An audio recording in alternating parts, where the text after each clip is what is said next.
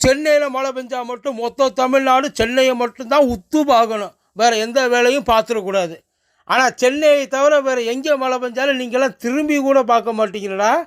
இப்போ இந்த திருநெல்வேலி, தூத்துக்குடி, கன்னியாகுமரி இதெல்லாம் வேண்டாத பிள்ளையா இல்லை தீண்டாத பிள்ளையா இல்லை அனாத பிள்ளையா?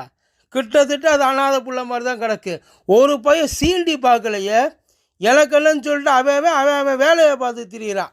எப்பயுமே என்ன ஆகும், இந்த சேட்டலைட் டிவி தான் கண்டுக்காது எதையும், காட்டாது எதையும்.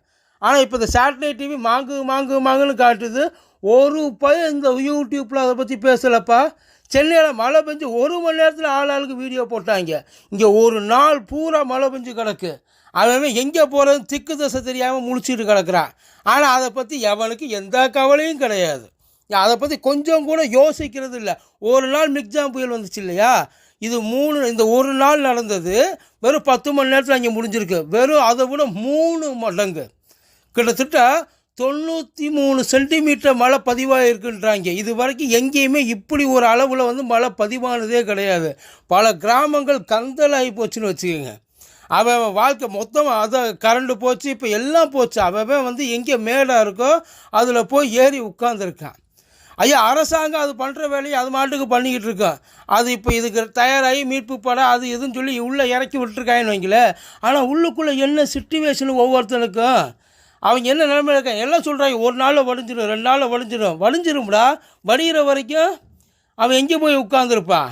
அவன் நிலைமையை நினச்சி பார்த்துல. இப்போது வெறும் தண்ணி வீட்டுக்குள்ளே வந்தது மட்டும்தான் தெரியும். அவன் வியாபாரம் போச்சு, விவசாயம் போச்சு.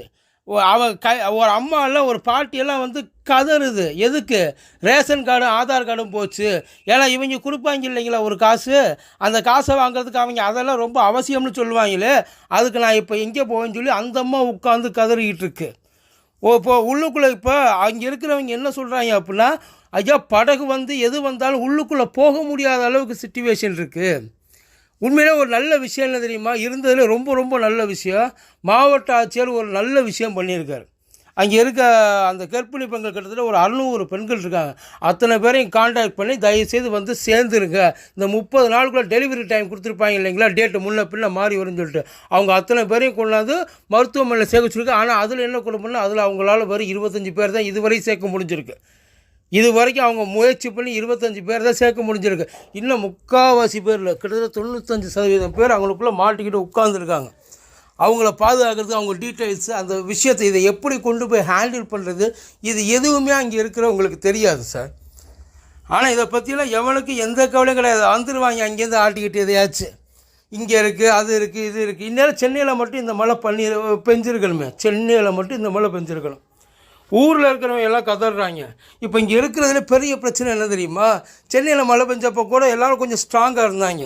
இப்போ திருநெல்வேலியில் மழை பெய்கிறப்ப ஏன்னா வீட்டை விட்டு தானே எல்லோரும் மெட்ராஸுக்கு வந்திருக்காங்க. இங்கே இருக்கிறவங்க எவனுமே வந்து இங்கே இருக்கிறவங்க கிடையாது, எல்லாம் அங்கே இருக்கிறவங்க தானே. இப்போ ஊருக்கும் போக முடியலை, அங்கே இருக்கிறவங்கள என்ன ஆச்சுன்னு கேட்கவும் முடியலை, அவங்கள பார்த்துக்கிறதுக்கு ஆள் இருக்கா எதுவும் சொல்லவும் முடியலை. இங்கே பாளையங்கோட்டையில் ஒருவேளை உங்களுக்கு யாராவது தெரிஞ்சவங்க, உங்களுக்கு யாராவது தகவல் வேணும், இல்லை ஏதாவது நீங்கள் உதவி பண்ணணும், ஃபிசிக்கலாக பண்ணணும், ஃபினான்ஷியலாக பண்ணணும், ஏதாச்சும் செய்யணும் அப்படின்னு நீங்கள் நினச்சிங்கன்னா, உங்களுக்கு ஏதாச்சும் உதவி தேவைப்படுதுன்னா கீழே கமெண்ட்டில் ஒரு நம்பர் இருக்கும். அவங்க தன்னிச்சையாக செயல்பட்டு அவங்க ஒரு டீமை ஃபார்ம் பண்ணி அவங்களால என்ன பண்ண முடியுமோ அதிகபட்சம் அதை பண்ணிக்கிட்டு இருக்காங்க. தயவு செய்து அதை பாருங்கள்.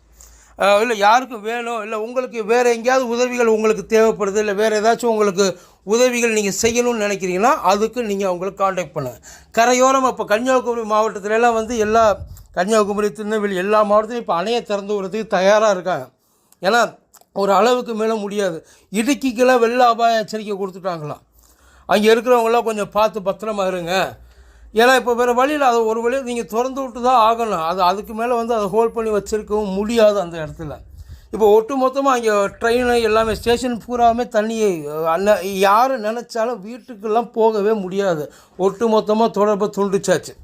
இயற்கை அதோடய வேலையை ரொம்ப சரியாக பார்த்துருக்கு. நம்ம எதிர்பார்க்காத நேரத்தில் எல்லோரும் வெளில வரும், பயங்கரமாக மழை பெய்யும் எல்லாத்தையும் சொன்னாங்க.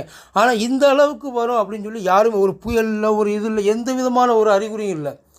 இப்போ வீட்டில் உட்காந்துருக்காங்க, இல்லை தண்ணி சூழ வீட்டில் உட்காந்துருக்காங்க, அவங்களுக்கு கரண்ட்டு கிடையாது, மெழுகுவர்த்தி கிடையாது, சாப்பிட்றதுக்கு எதுவும் கிடையாது, ஒன்றுமே கிடையாது. முதல்ல அவங்க யார்கிட்ட கான்டாக்ட் பண்ணுறதுனே தெரியாது. ஒட்டு மொத்தமாக கரண்ட்டு போச்சு.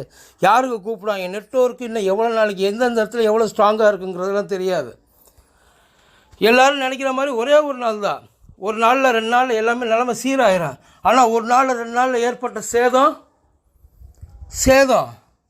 அதை அவ்வளவு சாதாரணமாலாம் ஈடு பண்ணிட முடியாது சார்.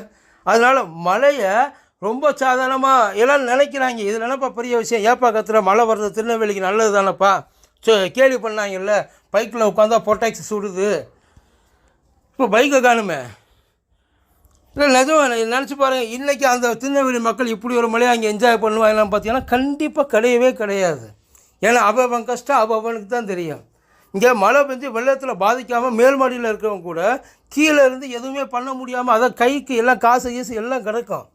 ஆனால் அதை வச்சு என்ன பண்ணுறது?